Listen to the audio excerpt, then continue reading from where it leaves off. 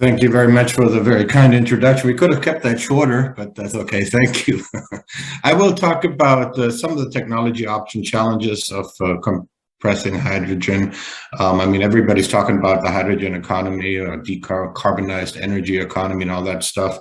And certainly there is an aspect about that from the compression side that needs to be considered. Before I do that, I want to spend a couple of minutes about the different types of hydrogen and the technology options, and how do you actually get to a decarbonized energy pathways. There's really only a couple. There's really only 5 options to get electricity from a carbon-free power source or in a carbon-free manner. One is obviously you use wind, solar, hydro, or nuclear electricity direct. So just making electricity using those sources. Another one is using hydrogen as an energy carrier, and that would be if it's from those alternative energy sources, that would then be green hydrogen, or there could be red hydrogen from nuclear, which is also carbon-free. But that then requires electrolysis and pipeline transport. Another option that's discussed a lot is blue hydrogen, which just comes from fossil fuels, mostly probably from natural gas, but could also be produced from coal or other hydrocarbons. And then there's other things like fossil plant post-combustion. So if you have a combined cycle plant and you do flue gas cleanup, and then there's a final option which is discussed. It's an oxy-cycle plant. That's a little more complicated, and I won't get into the details.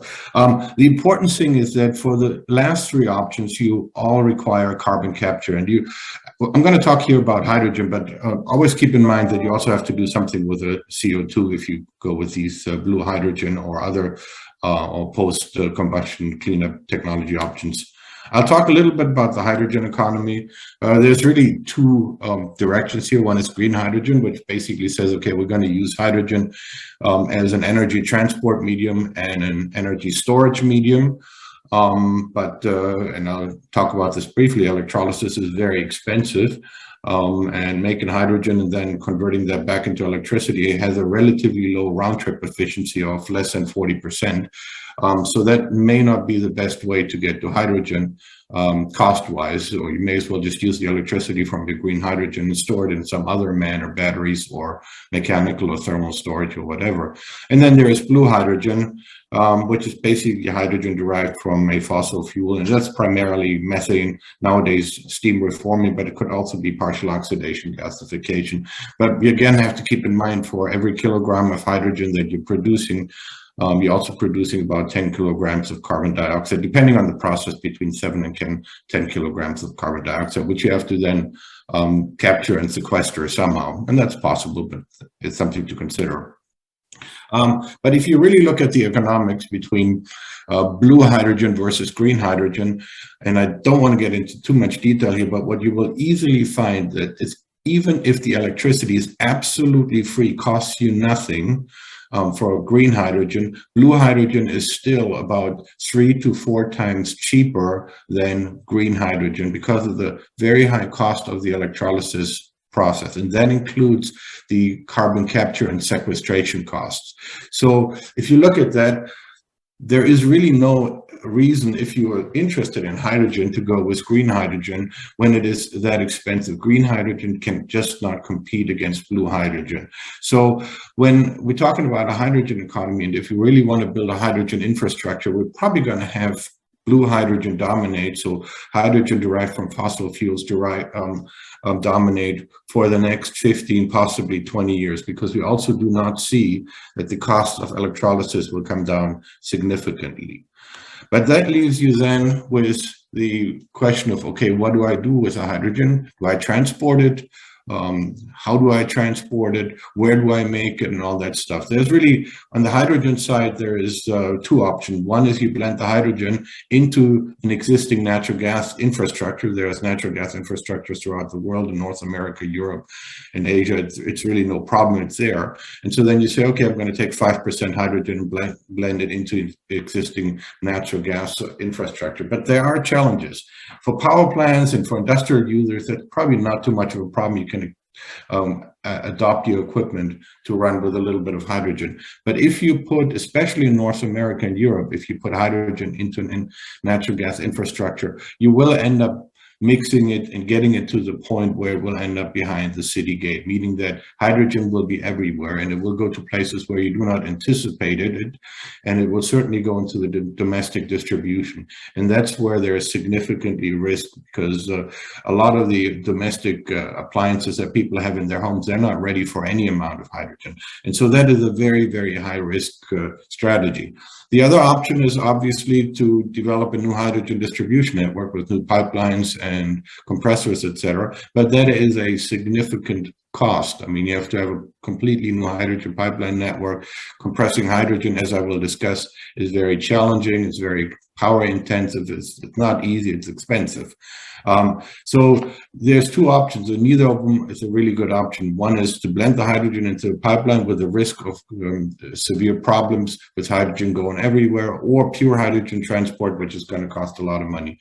And then if you really believe in the blue hydrogen economy, then the finance is really, well, why not just continue transporting natural gas to where you want the hydrogen, because the natural gas pipeline infrastructure is there, and then just make the hydrogen where you want the hydrogen. So basically continue using the natural gas infrastructure, taking your natural gas where you want it, and do the steam reforming or gasification near the end user. That then only leaves you with the problem of having to transport the CO2.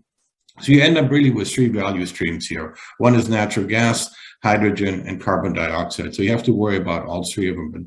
But that's the most logical solution, and that's what most likely is going to happen. We're going to continue using natural gas. We're going to make hydrogen where we need it, not transport hydrogen over large distance by pipeline. And we're going to then have to transport the carbon dioxide and sequester it in salt formations, salt domes, etc. There's plenty of salt domes available, so there's plenty of places in the world where you can actually store the carbon dioxide. And so that's not a solution that's impossible. So what do we then foresee in the future? And this is a little bit focused on North America, but we're seeing in North America between 50 to 100,000 miles of new CO2 transmission pipeline. We're seeing also increased natural gas pipeline, but we're really not seeing that much hydrogen compression, because it's probably not going to be needed other than for shorter distance, maybe for fuel compression. And then obviously, if there is storage options using green hydrogen, then yes, that will require compression from an electrolyzer into a pipeline and for pipeline transport. So for green hydrogen, there's certainly compression, but it's not going to be as critical as the compression of the CO2. I'll talk a little bit about hydrogen compression and some of the challenges of hydrogen compression. When you look at the applications that you worry about when you're talking about hydrogen compression, as I mentioned, you need pipeline recompression. That's basically just compressing the hydrogen so it flows in the pipeline. It's basically pumping it. Then you have a header station to a pipeline that's basically either an electrolyzer or steam reformer to a pipeline pressure or to a liquids plant. And then you have a fuel supply to a power plant, so you can look at storage tank pressures, or you can look at fuel gas compressors. If you look at these and you kind of analyze that, but you'll see there's a lot of pressure ratios that these compressors have to accomplish. But the most common application, those being from the electrolyzer or the steam reformer to a pipeline pressure, is somewhere around 2 to 2.5, maybe 3 pressure ratio. That doesn't sound like a lot, but actually for hydrogen, that's quite a lot, because hydrogen is an extremely light gas, and I'll discuss that in a second here. Hydrogen versus natural gas. Most people are very familiar with natural gas, but hydrogen is a very different beast, very different molecular weight, very different speed of sound, very different density, different heating value. It has a very wide flammability range, so that makes it somewhat dangerous in many applications. It is not, I mean, flammability is one thing, but flammability range is challenging, because it is explosive in over a wide range of mixture ratios. So it is challenging versus, for example, natural gas. So what are the design challenges when you compress pure hydrogen? You're looking at what's called light gas. Hydrogen is the lightest gas. So you get a relatively low pressure ratio out of a compressor with hydrogen. I'll talk about that more. That requires many stages in the compressor or very high-speed compressors. You have sealing issues. Molecules of hydrogen are very small, so it's hard to seal them in, both for your dynamic seals and static seals, your soft components.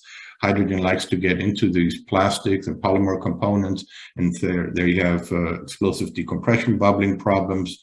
Materials and coatings, hydrogen will cause embrittlement. You may need to apply coatings, but coatings have their own problems because of disbonding with hydrogen.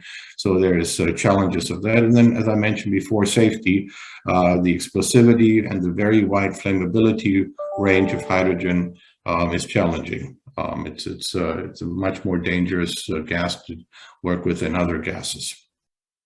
Let me talk about light gas compression very briefly. When you look at a compressor and you put in a gas like natural gas and you try to compress it versus hydrogen, it's really from a head perspective. How much head does the compressor make? Not that different. Head is driven by Euler's turbomachinery equation. And as you can see in the head equation, there is no physical property of the gas in it. So it won't make a very different head for natural gas or for hydrogen or for CO2. Power has density in it via the mass flow, because power is density times, mass flow times head. And so you have density in there. And so, yeah, power is then affected by if it's a light gas or a heavy gas. But most importantly, and this is the last equation here, and I promise I won't go into more equations. If you look of converting head into pressure ratio using, in this case, a simplified isentropic relationship, you see that the specific heat is in there.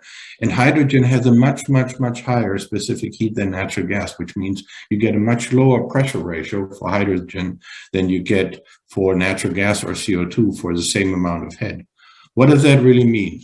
To get a desired pressure ratio for hydrogen, you have to produce much more head than with any other gas. How do you produce more head? That means you either run a lot faster or you have to have a lot more stages. Running faster is difficult because you run into stress limits. You don't want your impellers to fly apart. And adding impeller stages means it's a lot of cost, because instead of having 5 stages, you may have 20 stages. And so you have to have more casing, you have rotor dynamic issues, and so there's all kinds of issues. But really the only two solutions, this is based purely on physics, is a large number of compression stages or very high tip speed impellers. If you blend natural gas with hydrogen, as I mentioned before, that's not quite as bad, because, I mean, as you can see on this curve, as long as you blend something less than 20–30% of hydrogen, you still have mostly physical properties of those of natural gas. Your power demand and your head doesn't go up significantly, your specific work doesn't go up significantly, and you're looking at something like a pipeline compressor.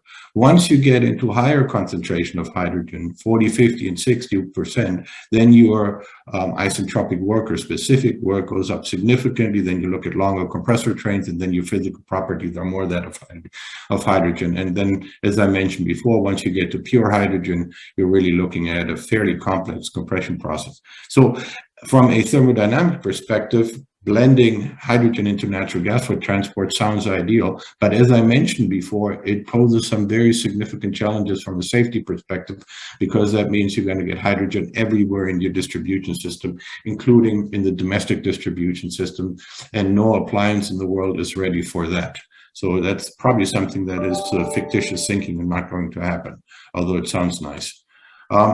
For pure hydrogen compression, I mentioned, okay, you can just go faster. So conventional compressors nowadays usually run at a tip speed of around 1,200 feet per second, which means, for example, for that pressure ratio of 2.5, that you need about 40 impellers to get to that pressure ratio. That's a huge number of impellers, meaning you have to have 4 to 5 cases in a string on a compressor. Okay?